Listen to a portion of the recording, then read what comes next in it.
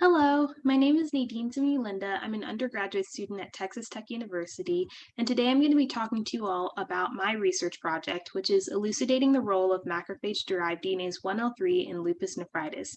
Contributors to this project include myself, Manal Engaval, who is a graduate student within our lab, as well as my faculty mentor, Dr. Kyle. So to introduce the focus of our project, I'm going to be talking about systemic lupus erythematosus and lupus nephritis. So systemic lupus erythematosus, or SLE, is a chronic multi-organ autoimmune disease which affects millions of people around the United States as well as across the world. And this disease causes many symptoms to multiple organ systems, including the lungs, the heart, and the kidneys.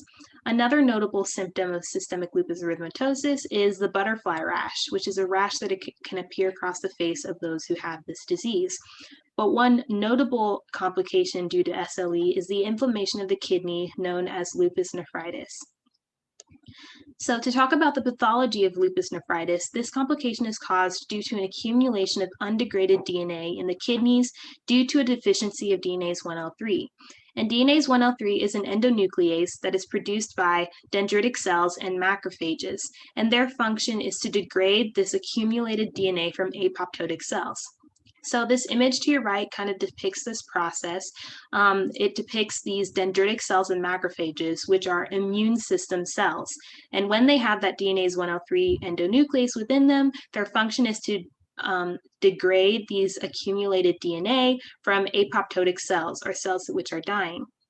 And to the right of that same image is what can occur when that Dnase1L3 is not present within those endonucleate or within those macrophages and dendritic cells. And what happens is that these microparticles are unable to be degraded properly. It causes a defective DNA degradation. And so these DNA continue to accumulate within the kidneys, as well as these autoantibodies, which are produced by the immune system response. And these continue to accumulate within the kidneys and causes that inflammation that you see within this image below, known as lupus nephritis. So a couple of unknowns in this field, the levels of macrophage-derived Dnase1L3 needed to prevent lupus nephritis at this time is unknown. So the focus of my project has been to understand how macrophages contribute to the production of Dnase1L3 and thus how they contribute to the development of lupus nephritis as a whole. So we hypothesized that the deficiency of macrophage-derived Dnase1L3 is sufficient to cause lupus nephritis in mice. And so to test this hypothesis, what we've done is analyze mice that have the Dnase1L3 gene excised from their macrophages and then quantitate the phenotypes that occur as a result due to lupus nephritis. And we focus on specific organ structures, which is the glomeruli and Bowman's capsule. On your right, you can see these organ or kidney structures, and we focus on the inflammation that occurs due to lupus nephritis. So one experimental method that we use to test our hypothesis is called H&E staining, or hematoxylin and eosin staining. And this experimental method uses two dyes, hematoxylin and eosin, to stain particular components of the tissue.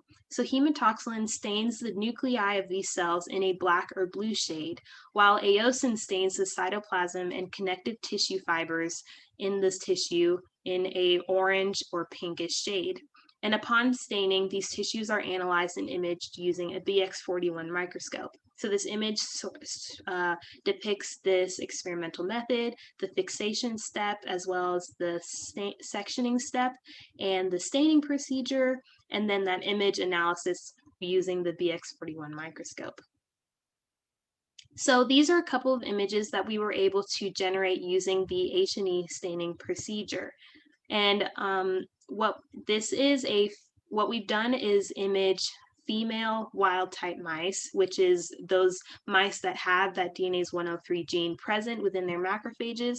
And then we compare those images to conditional knockout mice, which have that Dnase1L3 gene excised from their macrophages. And then we compare and contrast the results using this H&E staining procedure and the images. So this image is in a 100x magnification of a field with of the kidney.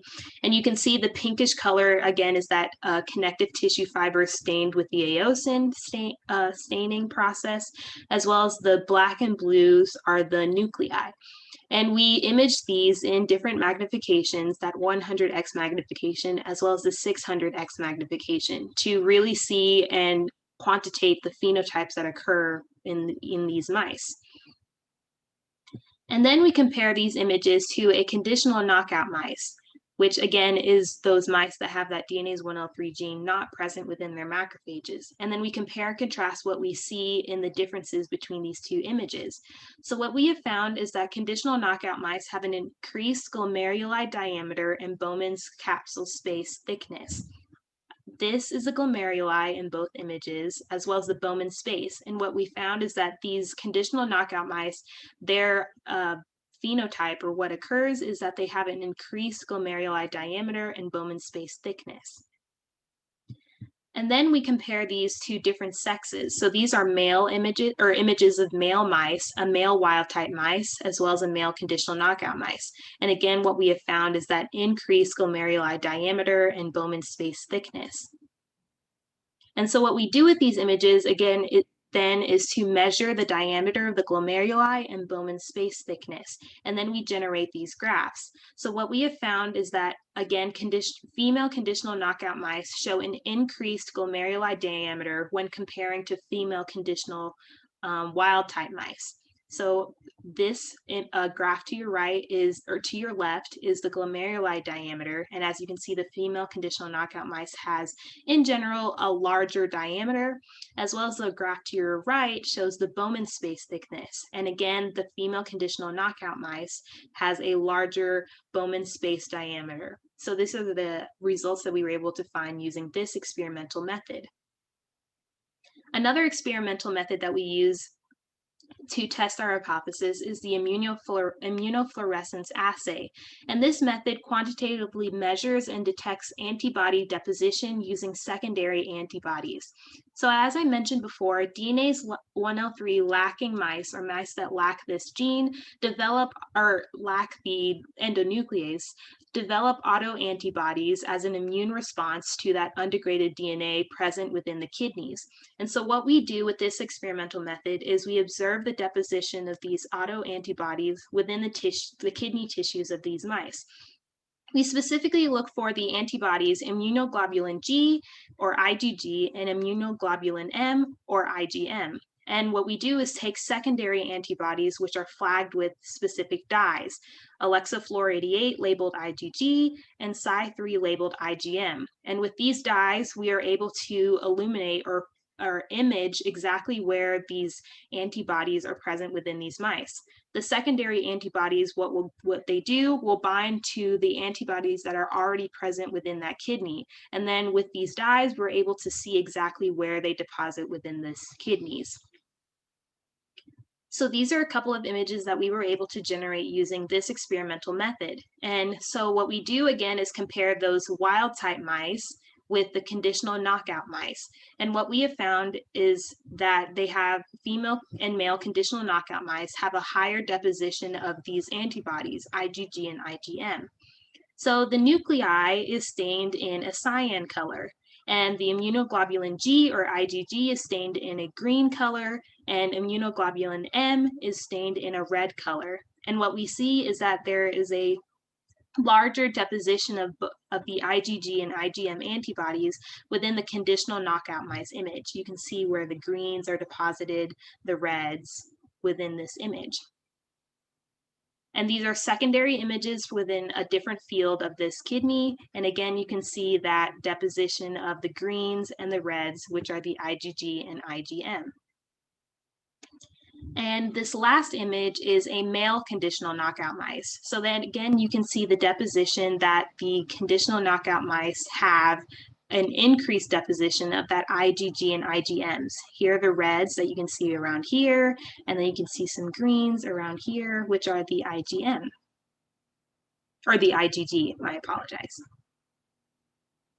So some conclusions that we have made using this experimental methods is that female conditional knockout mice show an increased glomeruli and Bowman space diameter when compared to the female wild type mice that we saw with the H&E staining experimental method. And what we found with the immunofluorescence assay method is that female conditional knockout mice also have a higher deposition of IgG and IgM. So these experimental methods were able to, again, quantitate the phenotypes that occur due to lupus nephritis, which support our hypothesis that the deficiency of macrophage-derived Dnase1L3 is sufficient to cause lupus nephritis in mice. So this has allowed for further understanding of the contribution that macrophage-derived Dnase1L3 has in lupus nephritis. And what we hope to accomplish with these results is to develop optimal Dnase1L3 replacement therapy to a subpopulation of patients who suffer from systemic lupus erythematosus. And to conclude my presentation, I would like to make a couple of acknowledgements. I would like to acknowledge Dr. Kyle, Manal Engabal, as well as the undergraduate and graduate members of the Kyle Lab for their continued teaching and support. And I would like to acknowledge the Honors College Undergraduate Research Scholars Program, which is supported by the CH and Helen Jones Foundations.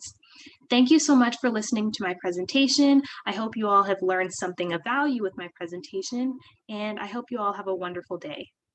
Thank you.